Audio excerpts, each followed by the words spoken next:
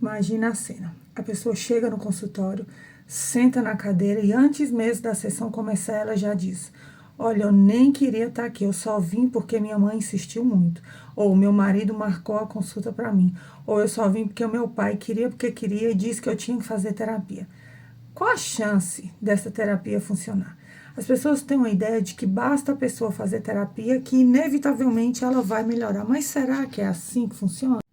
Gente, diferente de um medicamento que age no seu organismo independente da sua vontade, uma análise só vai funcionar se você realmente querer, porque a análise ela depende da vontade daquele sujeito que fala, porque ninguém pode falar por você.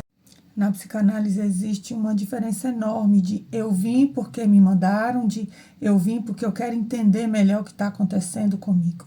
Não basta ter o sofrimento, tem que ter uma curiosidade sobre esse sofrimento, de onde ele vem, né? Eu preciso me interessar pelo meu próprio processo.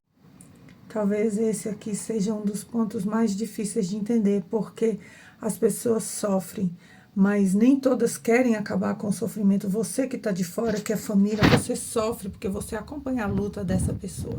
E você quer porque quer que ela vá fazer uma análise para ela poder se livrar daquele sofrimento, mas tem pessoas que elas já estão amarradas a esse sofrimento, porque o sofrimento, ele cria vínculos, ele mantém os laços, muitas vezes é inclusive o que mantém a pessoa viva.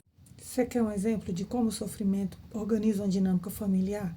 Vamos pensar naquela mulher que sempre reclama que está sobrecarregada, que o marido não ajuda a fazer ela fazer nada, que os filhos não ajudam nos afazeres domésticos, sobretudo para ela.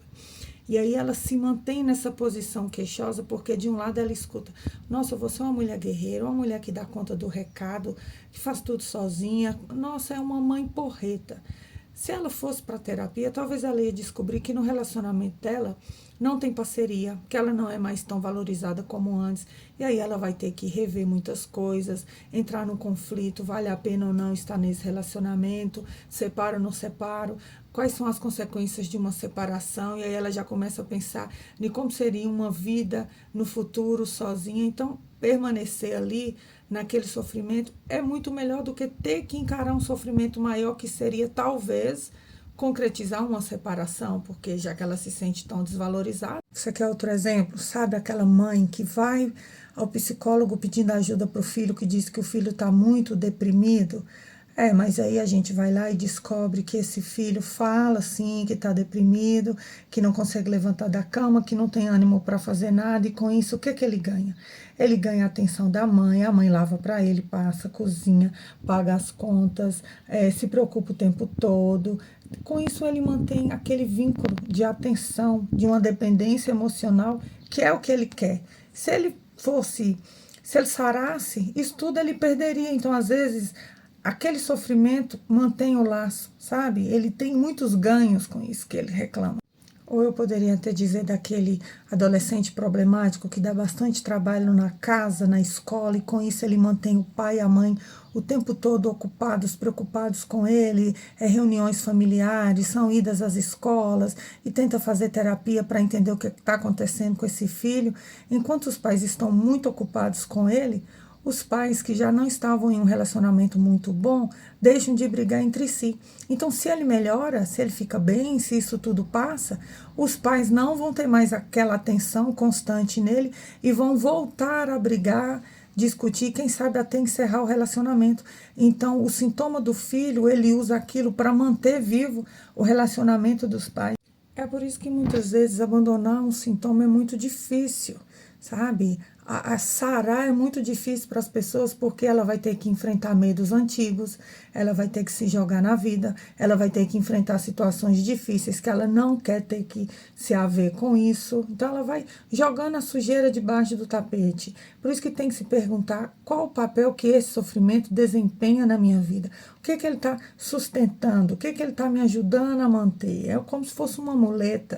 É por isso que quando a esposa liga e fala: ai, eu preciso marcar uma consulta para o meu marido, ou a mãe chega com um filho adolescente e diz: conserta ele para mim, eu te pergunto, nesse momento, quem é que está buscando a terapia? É quem está ali sentado na minha frente, naquela cadeira, ou quem está do lado de fora?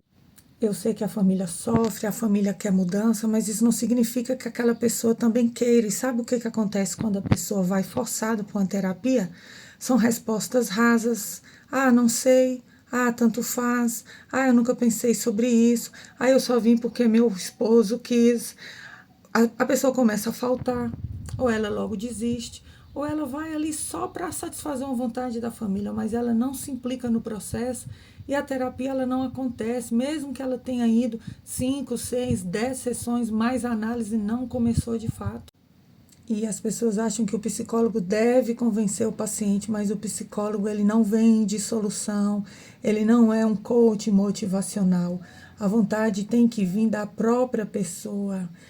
Não é só da boca para fora, tem que vir de dentro. Às vezes a pessoa está ali de corpo presente, mas o pensamento, mentalmente, ela está em outro lugar. Sabe, é como aquela pessoa que bebe muito e a esposa ameaçou ir embora se ela não parar de beber. E para não perder a esposa, ela acata o que ela diz, mas logo ela substitui a bebida por outra prática, pelo jogo, se joga no trabalho excessivamente. Então a psicanálise ela não trabalha com aquilo que está aparente, o sintoma, mas sim com a causa. Por que que isso aparece na sua vida? O que que isso tem a ver com a sua história? Por que que você precisa desse subterfúgio? Então quer dizer que essas pessoas não devem fazer terapia, que a terapia não vai funcionar? Depende, não é bem assim. Eu posso começar com a pergunta, mas você não queria vir, mesmo assim você veio? Como que é isso? Você não segue os seus desejos, mas sim aquilo que o outro deseja por você? E o outro pode começar a pensar, realmente, eu tinha o poder de escolher não vir, mas eu quis estar aqui por quê? E a partir disso a análise pode começar. Insistir não é o caminho, porque a pessoa pode se sentir invadida, controlada, julgada. Só que a gente também não pode desistir, né?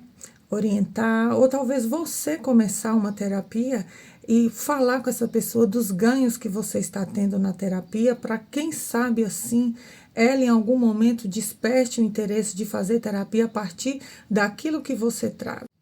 O sujeito só caminha quando o desejo de caminhar lhe pertence. A família pode acolher, né, mostrar o caminho, mas é ele que atravessa a porta sozinho. Pronto, falei. Se inscreva no canal. Até o próximo vídeo.